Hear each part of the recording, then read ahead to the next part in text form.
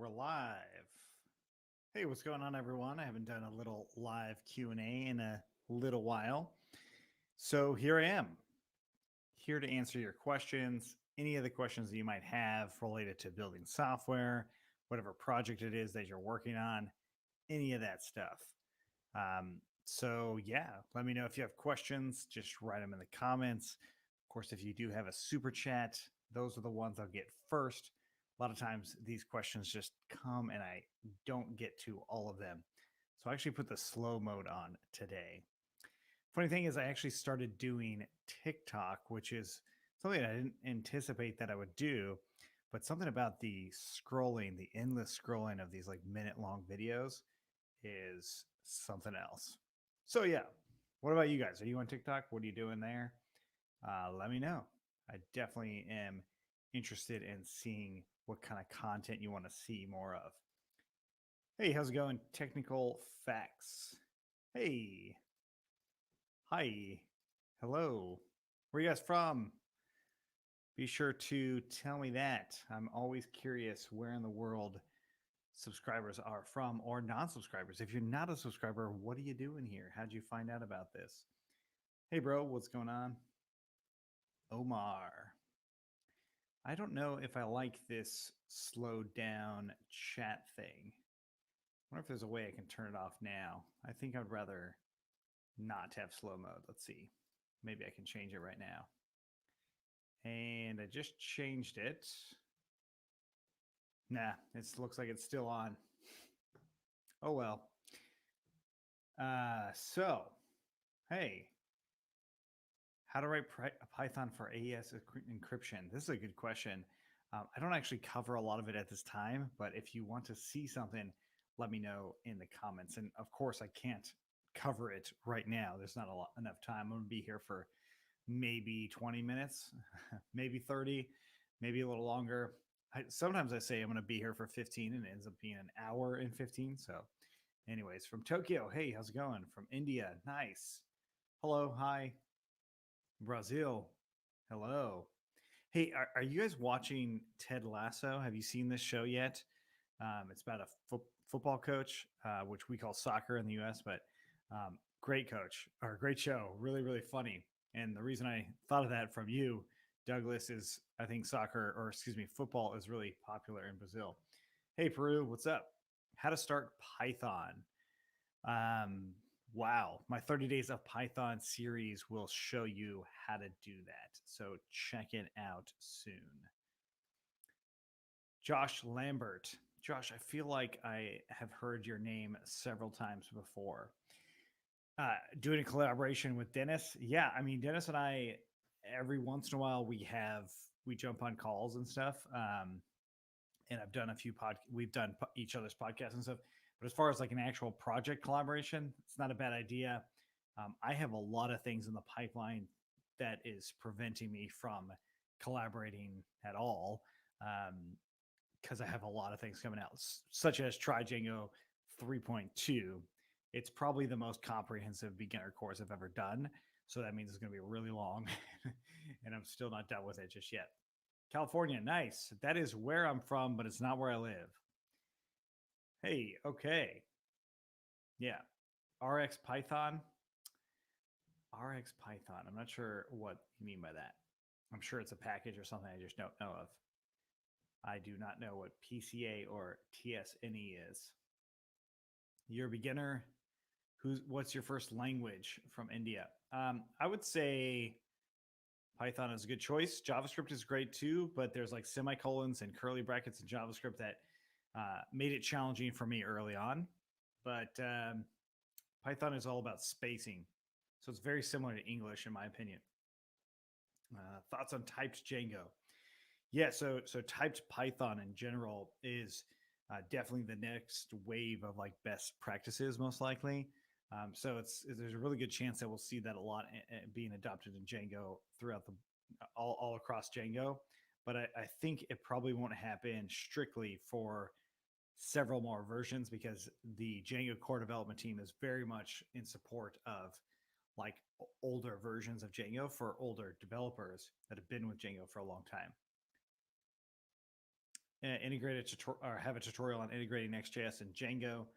Thanks for the suggestion. I haven't used Next.js enough to be able to say how challenging something like this would be, but it's a good idea. In fact, I would say if there's something I don't have that you guys want to see, just go to this URL, cfe.sh/suggest, and suggest your ideas there. Upvote other people's. I definitely look at this all the time for new content ideas in the future. So check it out there. That would be my suggestion. Granted, asking these questions of like whether or not I can do it is also a good way to get it on my radar, of course. Tamil Nadu. Sorry if I pronounced that wrong. I'm not familiar with that area. Do I need a degree to get a coding job? You probably know this answer. And of course, the answer is no. You need the skills. So if you build a portfolio, you have something on GitHub or a lot of things on GitHub, and you can actually prove that you know this stuff, then no, you do not need a degree. Elon Musk and Tesla and SpaceX are very popular for this. So you might end up actually, working there, or could potentially. You're waiting for try Django 3.2 actually. So it's not 3.0. I skipped a couple of versions. This is the LTS release. Thanks for coming by. Ecuador, nice. Hey, Douglas. Have I ever viewed it? Not sure what you mean. Can I make a video about memory allocation for a variable, memory allocation for a list and tuple? We don't have to do those things in Python. So probably not going to be doing that anytime soon. ASGI and Django. Yeah, so it's actually built into Django 3 now. I think it started with Django 3. That you can use asynchronous functions in Django, which require a asynchronous web server gateway interface, so an asynchronous version of WSGI. How do we do that? Well, there's a couple steps, and my Channels 2 series that I have on YouTube, and also my chat and channel series on my website, covers how to use Django channels, which would cover you how to do asynchronous Django in many ways. Not only because there's WebSockets and stuff like that, but yeah, I mean, I think the basics, at some point I'll have to cover the basics of asynchronous Django views at some point, or asynchronous Django. But the thing is, the whole thing's not asynchronous yet. So I'm sort of waiting on that before I do a much more comprehensive tutorial on it. Because there's other alternatives, you know what I mean? Yeah. Cool. You saw that it was live and you drop in and say thank you for all the guides and tutorials. Thank you for that. Appreciate it, Mr. Lee. Yeah, I enjoy what I do. It's sometimes challenging to make a lot of content. I know that there's a lot of YouTubers out there that like produce every week or a couple times a week. And I come out with like a big tutorial, and then you don't hear from me for a while here on YouTube. Now, part of that is because I'm not always just doing YouTube, right? So I have my website. I do pretty much everything there. YouTube's on the side. But a lot of that is guides and tutorials that I end up creating. And now actually making new content usually requires me to spend a lot of time in researching that content to make it a little bit better.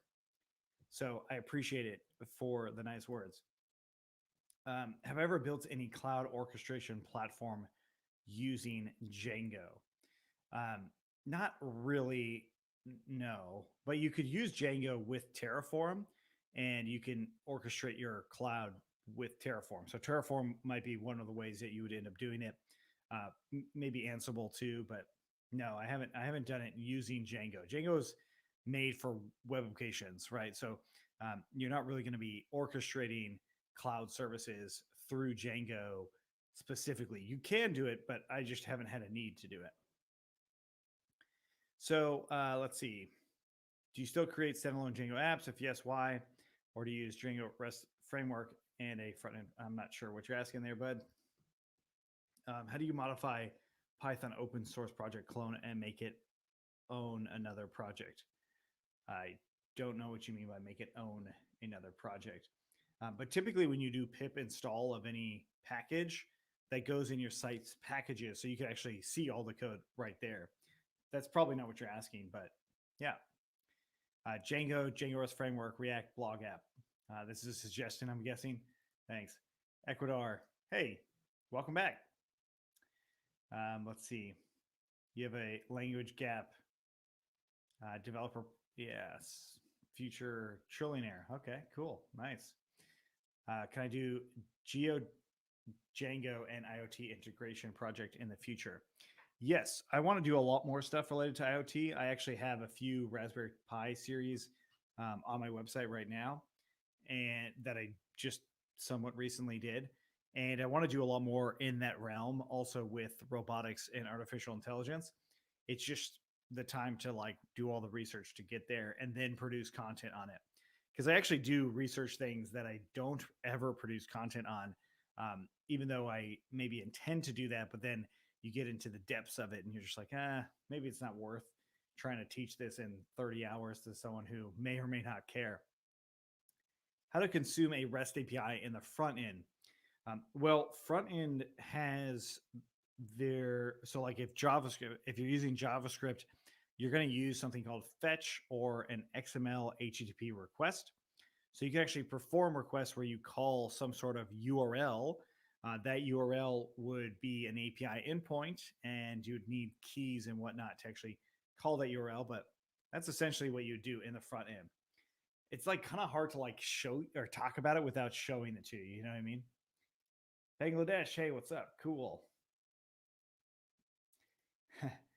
Why doesn't every coder create an app and become a billionaire? Why settle for a job? Well, that is that's hilarious. So let's think about this realistically. If you have met a lot of software developers, you'll realize they work in a lot of logic based things, right? And logic would dictate that you do not start a business, right? Even starting an app, there's like a very, very small chance that it's going to succeed because there are so many apps out there, right? Even like, I mean, I'm a big fan of Elon Musk. You can even talk to him. Every project he started after PayPal, he thought was going to fail. Like he had a really high chance of it not failing. I know you're probably just trolling and being like, "Hey, if you're so great at coding, why don't you just make all of these great apps and get everyone, buying them or doing whatever?"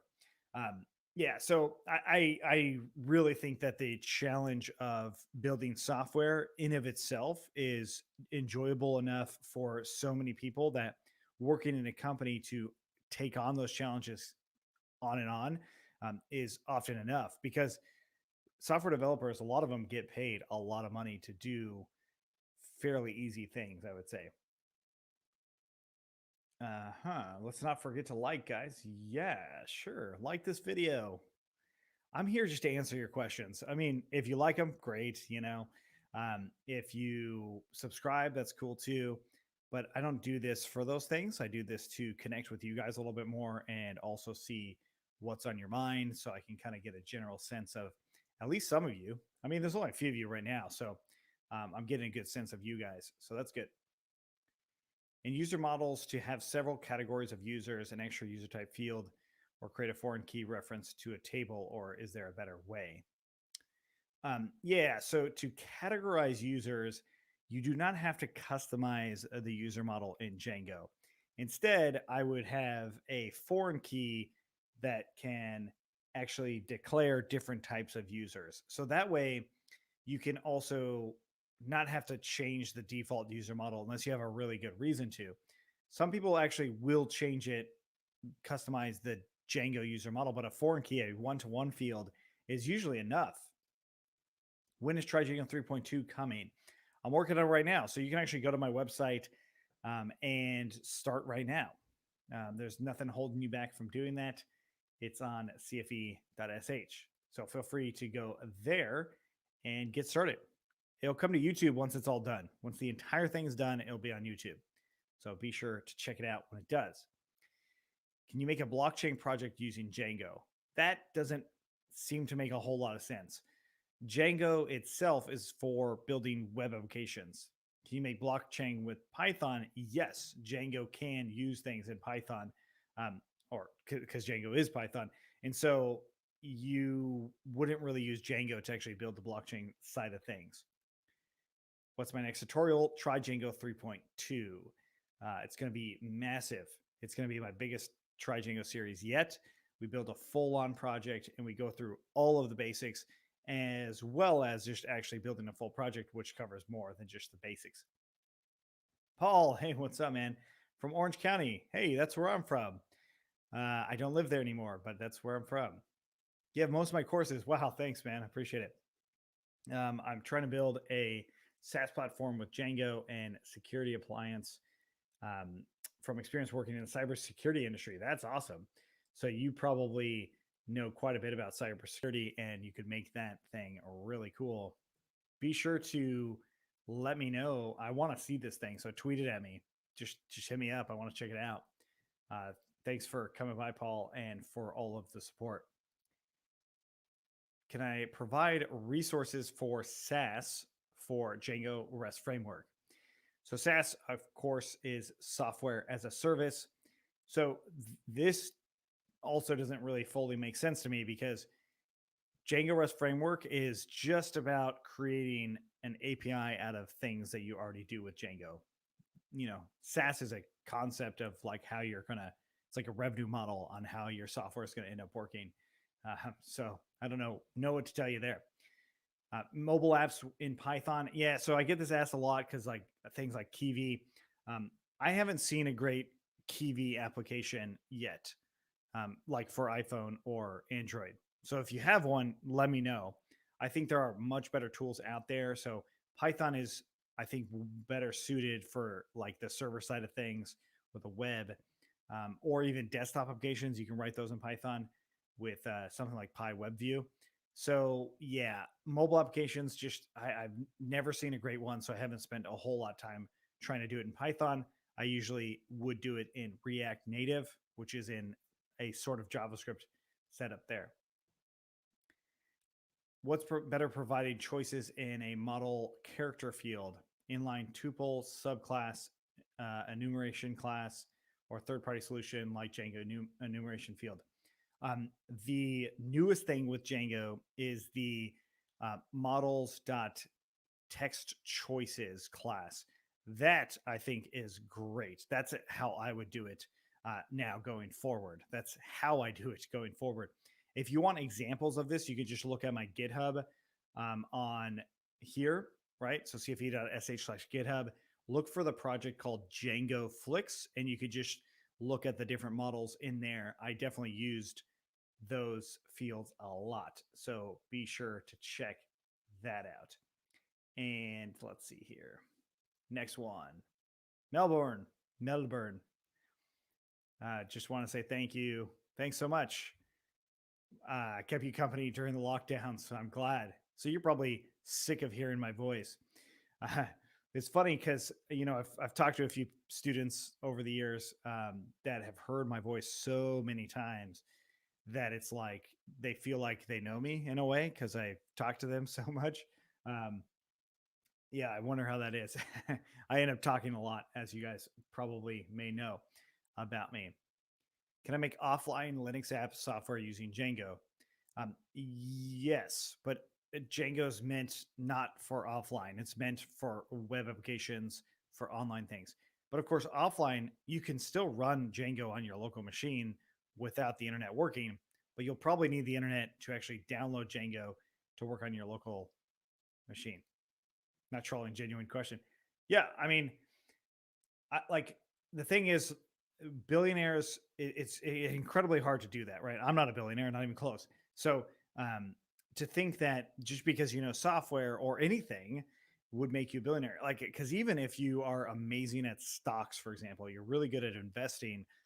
There's a lot of people that are amazing at investing that never became billionaires, right? There's not that many billionaires in the world to think about it. Maybe 1,000, maybe 2,000. Even if there was 100,000, we've got almost 8 billion people in the world, so it's very rare to be a billionaire. Hey, what's up? Long time no see. Glad to be here. I'm glad you're here too. You are not too late, Bruno. I'm just about maybe like 10 more minutes, so be sure to ask any questions. And if I get any of like typically speaking, if you do a super chat thing. It helps me like out a little bit, but usually it's just to answer your question right away. So hit me up if you want that. People say do great projects for programming, but isn't 70% or greater than 70% of programming just data structures and algorithm problems? Yeah, so programming interviews are probably that way. That's probably the case. But it really depends on what it is that you're trying to go for in general. So, if you struggle with doing data structures and algorithms, like, and you're applying to be a web developer somewhere, like it doesn't. I don't know. I feel like that wouldn't be a breaker. To me, it's like, what are the things that you've built? What have you learned through that process? And what is something you know that nobody else does? Another question I'd pose to you in an interview itself would be, what are your 10-year goals? You tell me your 10-year goals. And then I ask, how can you accomplish those in 6 months? Right? This is famously from Peter Thiel. But the idea is to help you think in exponential terms. And if you can't think that way, like, I don't really care what your programming experience is, because you're going to be thinking very narrowly in general, right? So if you're looking for really corporate jobs, then yeah, you'll probably have the data structures and algorithms trial and error test.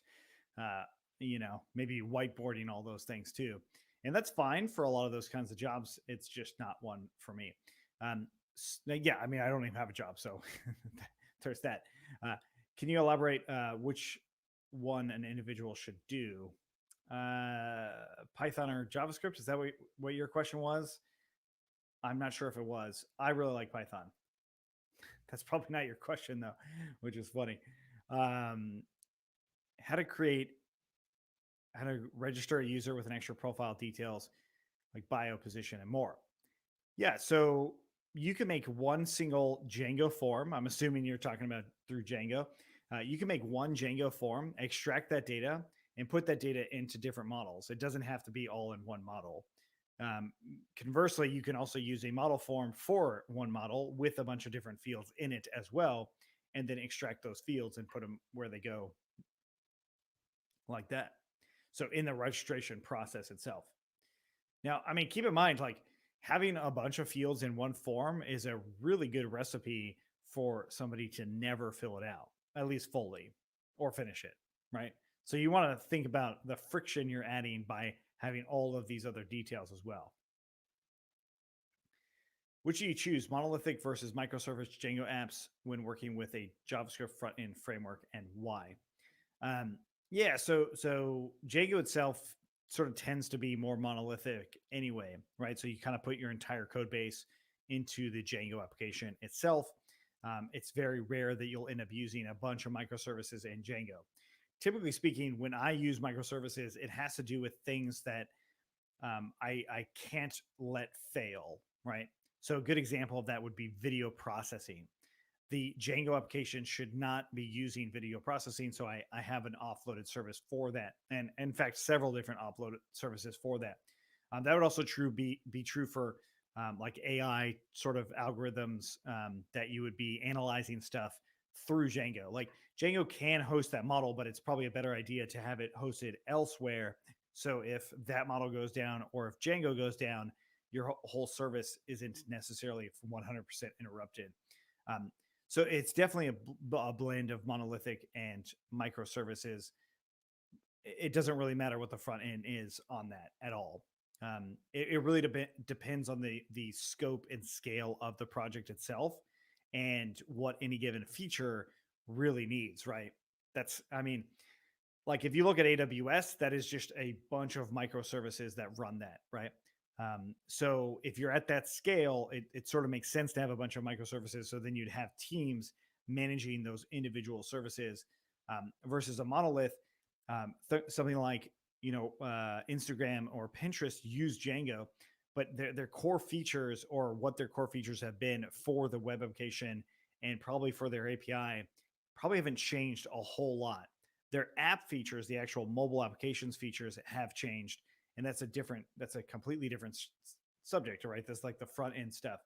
But the actual structure of the Django application, their database, The core of it probably hasn't changed a whole lot. So it's probably still on that monolithic side. And obviously made to scale. It's like made to vertically and horizontally scale to handle the load that they get.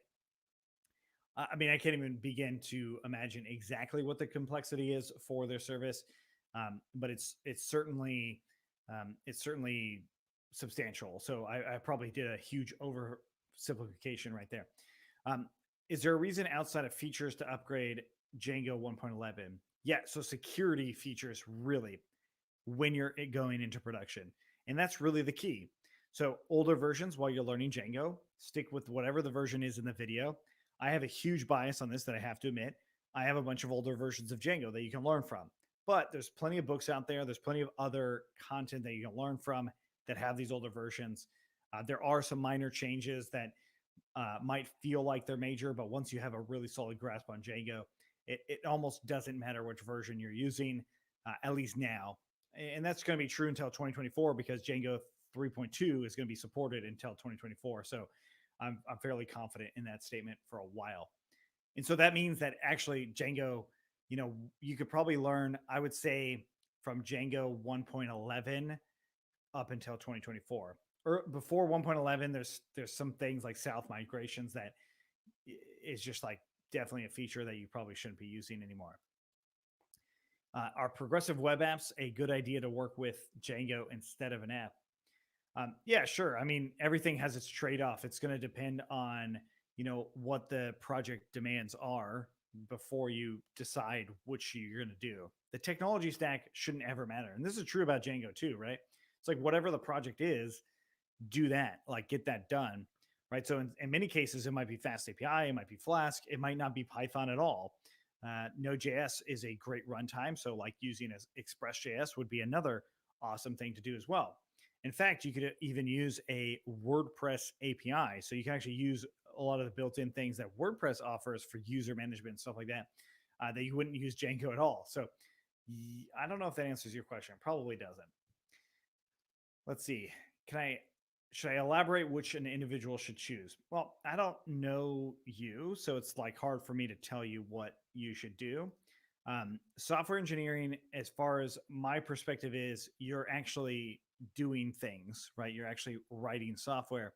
Where computer science is a little bit more theoretical, and it gets into the nitty gritty of like how the actual atoms flow through an electronic board and how all of the different logic gates work and stuff like that. So it's certainly fascinating. Both things are fascinating, but it's really kind of up to you to choose. And what I would do is I would take classes on each one, or if you're talking about college, get some textbooks, even like ones that are 10 years old or 20 years old that cover those topics, and read through them, or at least go through the table of contents or something and just be like, hey, does this sound interesting? And if you sit there thinking about it a lot, then yeah, perhaps it's the right choice. Or perhaps it's neither one of those things, right? Like, I don't think you should ever do something just for money. You should do something because you're incredibly interested in it and it like lights you up, Because software totally does that for me. Maybe not all day, every day, but certainly most of the time. Please consider making a Django style guide blog GitHub README. There's one from Hacksoft. I'm not sure what you mean, Django style guide blog. Tweet me that one that you're talking about. Here, that's my best recommendation. Just tweet me something and just be like, hey, check this out. This is what I was talking about. Let's see, where did I go? I lost some stuff. Just a few more minutes, guys, and I'm going to hop off. Thoughts on the move, progress to progressive web apps from the desktop. I used to work in sysadmin consulting. It's difficult moving business off the desktop. Yeah, I mean, see, the thing is, as software developers, we like new things, right? We like pushing the bounds of software. Other people in the organization do not like that, right? So like your accountant does not want their QuickBooks changed. That's the last thing they want. Maybe they want a feature here and there to just make their life a little bit easier, but there's a really good chance they don't want to change. Why? Because That's not what their job is. Their job's not to learn the latest software. Their job learn and leverage the latest software. Their job is so much more in like a different level of abstraction, right? You're just thinking about money a lot. You're thinking about things that have happened in the past, right? You're trying to reconcile all of these purchases and purchase orders. So when you think about it, the move to like web apps away from desktop applications does make sense from a technology perspective, but within organizations, there's a lot of resistance to making that happen. So that's why I think marketing tends to be the other department than software or IT. Marketing's the one that often is pushing the new technology stuff faster and sooner because they often have to adapt to what the consumers are actually doing, where everyone else in the company doesn't. And so, if you're in the business of trying to convince like companies that have antiquated software to upgrade, that is the wrong market to go after. Um, there's a really good book called Crossing the Chasm, and it's about that like the adopter curve. So there's like innovators over here, and way over here there's laggards, and it's like a little bell curve that covers that whole gambit. And so the ones that are still using these legacy software are way over here, and they're never going to adapt. They're never going to change until the company no longer makes that anymore, right?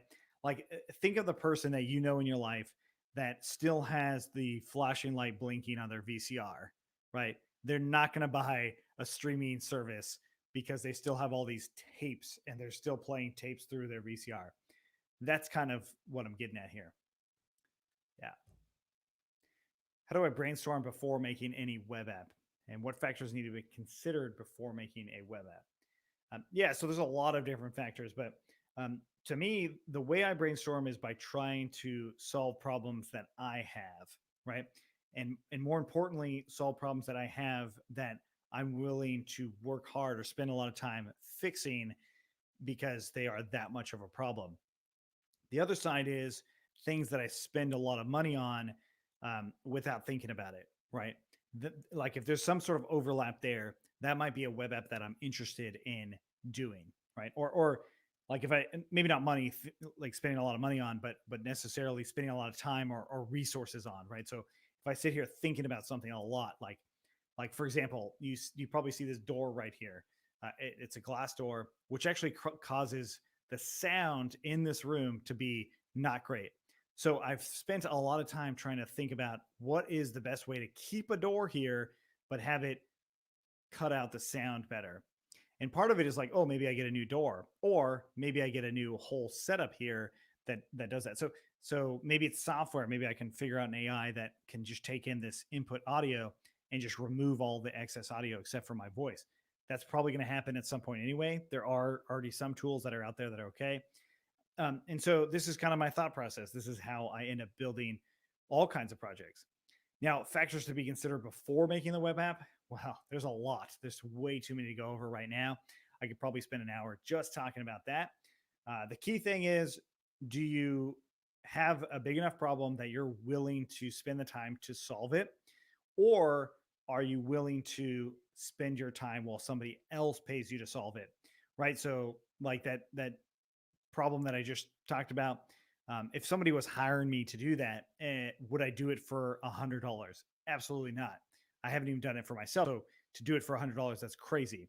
Would I do it for $1 million? Absolutely, right? So there's like a threshold in the middle there somewhere where it's like absolutely not and absolutely. I think that's one of the main ones. Are you going to want to spend all of that time to do it? Hopefully that helps. Probably not. I don't know. That was just like went on a little rant when you're talking about ideas. I do that from time to time. Can we use Django as a backend for an iOS app? Absolutely. What database? Doesn't matter. Postgres, MySQL. You can use MongoDB. You can use Cassandra, AstraDB. There's a lot out there that can be the database. I would probably use a Postgres database myself, but definitely Django can be a backend. You just need to create a REST API with Django that iOS can connect to. And I have a whole course on that. I have a lot of series on REST APIs because it's popular and it's very useful. That's more the reason it's very useful. from Kuala Lumpur. Hey, welcome. Is there a better way? Hey, we just talked about this. What are you doing? How to train Django. Hmm. What project to build to learn from Django? Check out my Try Django 2.2 series. My Try Django 3.2 is coming out soon, but 2.2 is out right now. That's a full on project that you can check out and build something real with. Which is better for an API, Flask or Django? It really depends on what you're trying to do. So the Django REST API framework is just a package on top of Django itself. I think this has been confused with a number of people. It's not too. It's like not the Django REST framework can't work on its own. It needs Django, and so I would say it depends on the project. Django has a lot of batteries included. Flask does not. Django has user management included. Flask does not.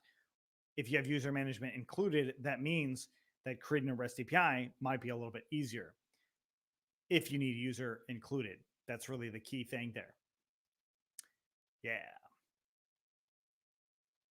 Oh yeah. So it's the GitHub repo is Django Flix. Think about Netflix, but Django Flix.